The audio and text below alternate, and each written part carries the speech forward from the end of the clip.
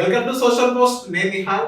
So ఇప్పుడు hero Chandrahas ఏదైతే ఒక జర్నలిస్ట్ ని ఉద్దేశించి అరే ఊరే అని చెప్పేసి 24 అవర్స్ టైం ఇవ్వడం అనేది, ఆ వీడియో ఏదైతే మనం చూసామో అది ఎంతవరకు కరెక్ట్, దీని గురించి మాట్లాడడానికి ప్రముఖ సీనియర్ క్రిటిక్ దాసరి విజ్ఞాన్ గారు ఉన్నారు. సార్తో మనం మాట్లాడదాం. నమస్తే విజ్ఞాన్ గారు, వెల్కమ్ టు సోషల్ పోస్ట్. నమస్తే.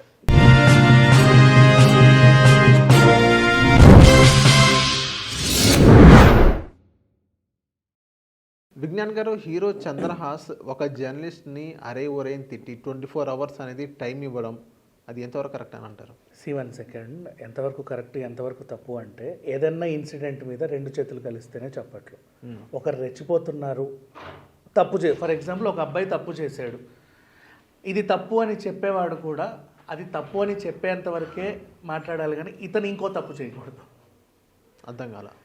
ఇప్పుడు ఫర్ ఎగ్జాంపుల్ నువ్వు ఒక తప్పు చేసావు, నీది తప్పు అని చెప్పే స్థాయిలో నేను చెప్పగలిగేలాగా నా మాటలు డెలివరీ అవ్వాలి, కానీ అవును నేను కూడా మాటలు డొర్లి ఇంకో తప్పు చేయకూడదు.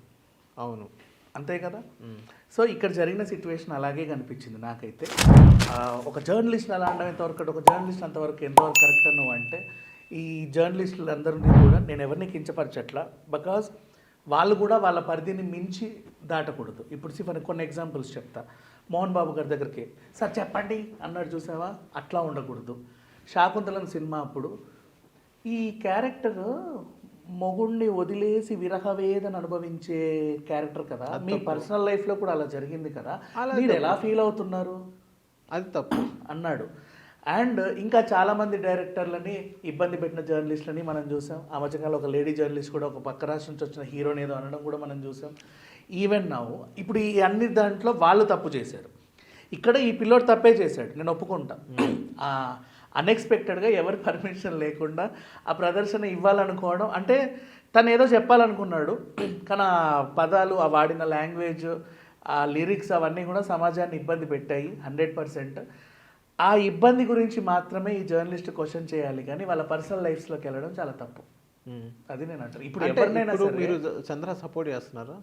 నేను చంద్రహాస్ని సపోర్ట్ చేస్తున్నాను అనట్లేదు. సూపర్ ఇచ్చాడండి చంద్రహాస్. నేను చెప్తున్నానంటే ఎవరిది తప్పు ఎవరిది రైట్ అంటే, ప్రతి దాంట్లో మాట్లాడుతున్నా చూడు, నువ్వు తప్పు, నేనే తప్పు చేశాను, ఓకేనా, వచ్చి నీ పెంపకం ఎలాంటిది, నిన్ను ఎలా పెంచారు మాట్లాడకూడదు. నేను చేసిన తప్పు గురించి మాత్రమే మాట్లాడాలి, ఆ తప్పును సరిదిద్దే ప్రయత్నం చేయాలి యాజ్ ఏ పెద్ద మనిషిలాగా. కానీ నీ పెంపకం ఎంత, నీ పుట్టుకెంత, నీ అదెంత, నీ ఇదెంత, మీ ఇంట్లో ఆడవాళ్ళు లేరా, షుడ్ నాట్ గో.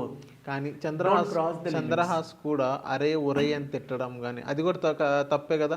ఇంకోటి అంటే ఆ జర్నలిస్ట్ అరే ఒరే అని కూడా ఎటువంటి సంబోధించాల. సో ఒక మనిషిని రెస్పెక్ట్ ఇవ్వకుండా అరే ఒరే నీకు 24 అవర్స్ టైం అంటే ఇది వార్నింగ్ సైన్ లాగా 24 అవర్స్ టైం ఇవ్వడం అది తప్పే. ఇది కూడా తప్పే, నేను అంటున్నా. ఇదేం కరెక్ట్ అనట్లేదు, నేనేం చంద్రహాస్ని సపోర్ట్ చేయట్లా, ఇతను అనేది కూడా తప్పే. కాకపోతే ఈయన చేసిన దాంట్లో నాకేం కనిపించింది అంటే, సైకలాజికల్గా ఒక ఫీలింగ్, ఎప్పటి నుంచో నేను ఇండస్ట్రీలో సినిమాలు చేద్దామని ఏదో ఇంట్రెస్ట్తో నేను వస్తే ప్రతి ఒక్కరు నన్ను ట్రోల్ చేసుకుంటూ ట్రోల్ చేసి వదిలేస్తే ఓకే, ట్రోలర్స్ వరకు. ఆ కింద బూతులు పెడుతున్నారు, వీడు వీడు వాడు వీడు వీడు, ఇంకా అసలు అవి అవన్నీ కామన్ పీపుల్ పెడతారు, సపరేట్ ఒక ఫ్యాన్ వాళ్ళ అవన్నీ చదివితే ఎలా ఉంటుంది, బస్టవరా.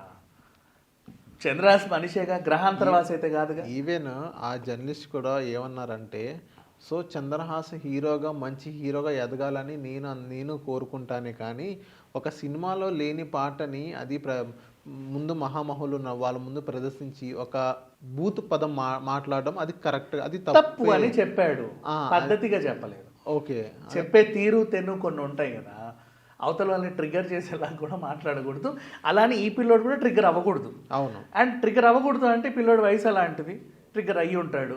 మరి ఇక్కడ వయసులో పెద్దవాడైన జర్నలిస్ట్ కూడా చిన్నపిల్లల్ని ఇబ్బంది పెట్టి ఇంకేదో కంటెంట్ తీయాలన్న ఉత్సాహం పక్కన పెట్టేస్తే, నువ్వు అతనికి ఏదో నేర్పించే స్థాయిలో ఉండాలి, నేర్పించాలి.